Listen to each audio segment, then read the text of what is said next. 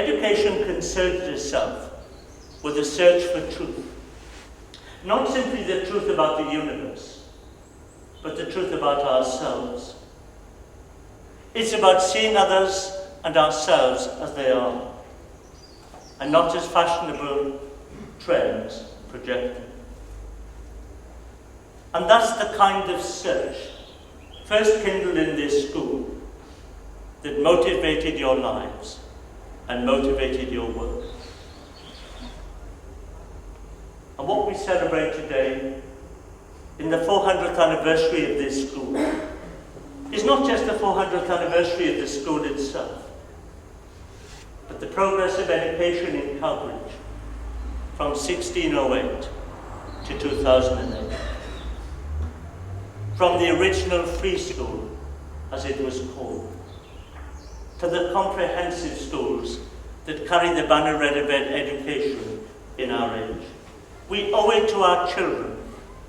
We owe it to our grandchildren and our grandchildren to make certain that education at every level doesn't become subject to the whim of market forces or dictated to by overbearing legislators or politically correct managers. Education, the very thing that sets us free, should be free for dedicated, knowledgeable teachers to teach without interference, to help their pupils to grow in understanding and in knowledge. And just as we receive that kind of education, we ourselves must be committed to ensuring that for our children. And so we thank God today for many things.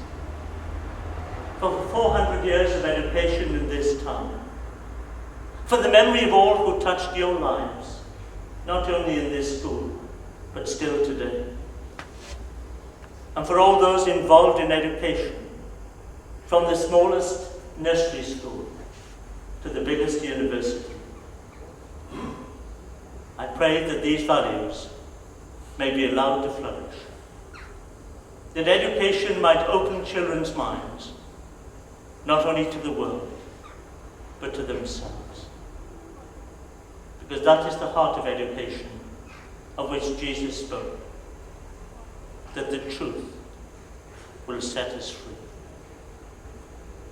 Amen.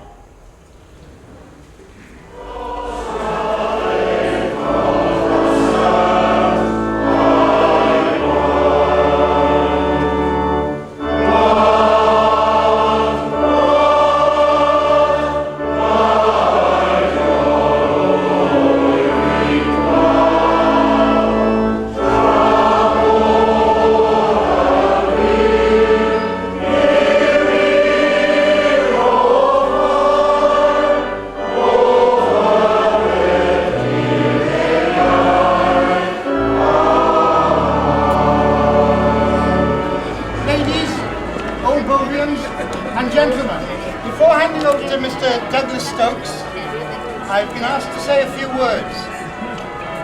First off, the plaque was donated by the Cowbridge and District Local History Society, whose membership over the years has included many old boys and teachers of the school, including the late Mr. Jeff Alden. The building is of course Victorian, and it was designed by John Pritchard, the architect of the restoration of Llandaff Cathedral.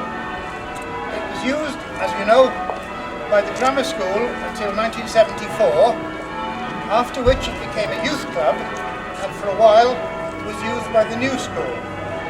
However, for many years it stood empty and neglected until it was rescued by its present owner, Mr. Mel Mathias, whose company, as I'm sure you'll agree, restored it quite sympathetically and converted it into upmarket apartments. Now I'd like to call upon Mr. Douglas Stokes, who was a pupil here between 1931 and 1936. Mr. Stokes. Thank you. The plaque alongside is to Alan Lewis, a very well-known poet, 4 years.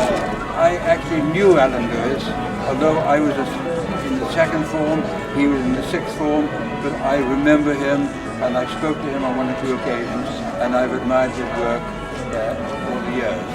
Now, during the years when I was there in the early 1930s, it was a different school from later years, but they were, for me, very, very happy days.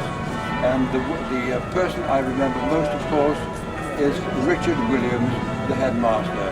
Dick, who we all knew, and we loved.